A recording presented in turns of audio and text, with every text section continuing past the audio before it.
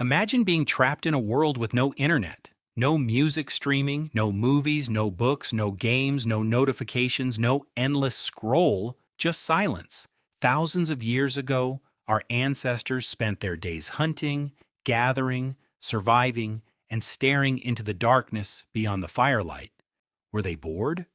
Or is boredom something humanity invented much later?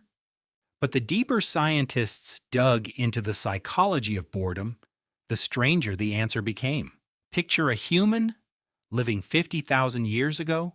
The sun rises, the cold bites, food is uncertain, predators exist, every sound in the forest could mean danger. Yet for ancient humans, something was always happening. A strange footprint, a changing weather pattern, a distant animal call, a rival tribe, a poisonous plant. The environment constantly demanded attention. Your survival depended on noticing details. Missing one could mean death. The more dangerous life becomes, the less room there is for boredom. Because boredom requires something unusual: safety. And that changes everything. For most of human history, life was unpredictable. The world wasn't repetitive. It was chaotic. And chaos keeps the brain occupied. People living closer to ancestral lifestyles often spend large portions of time doing what modern observers would call nothing. Sitting, watching, waiting, staring into space. Yet they rarely describe these moments as boredom. Why? Because boredom isn't simply the absence of activity, it's the absence of meaningful engagement. Imagine sitting beside a fire for hours. No phone, no entertainment, no distractions. But for ancient humans, the fire wasn't background decoration. It was survival, protection, community, storytelling, memory, identity. The flames weren't competing with 1,000 other stimuli. They were the stimulus. The same stars we barely notice today could occupy someone's attention for an entire night. A crackling branch could spark a story. A shadow could become a warning. A silence could become sacred. And then something happened. Something that may have changed human psychology forever.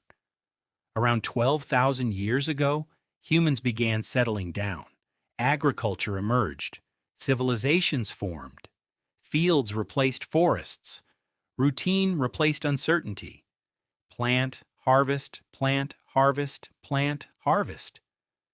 The human brain had evolved for dynamic environments. Suddenly, it was trapped inside repetitive systems. The brain loves patterns until it knows them too well.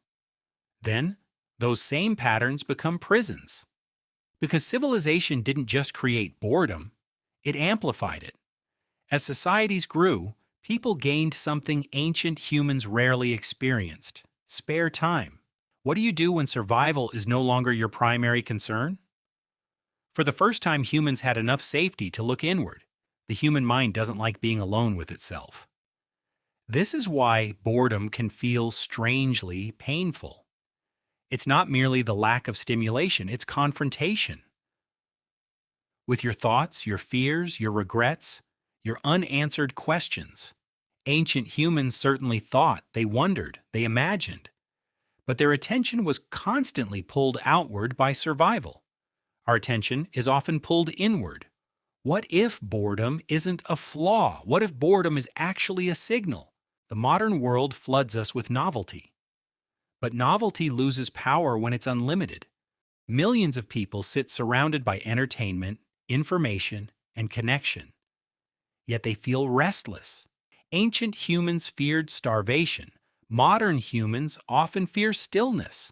The strange truth is that our ancestors may have experienced fewer moments of boredom than we do. Attention wasn't fragmented across 1,000 competing signals. It was anchored, focused, present. Ours has become something larger: a constant background hum, a symptom of abundance, a side effect of comfort. Maybe boredom isn't asking for more stimulation. Maybe it's asking for more meaning. Maybe the ancient human staring into a fire understood something we've forgotten. And somewhere between the campfire and the smartphone, we may have lost something we didn't realize was precious until it was gone.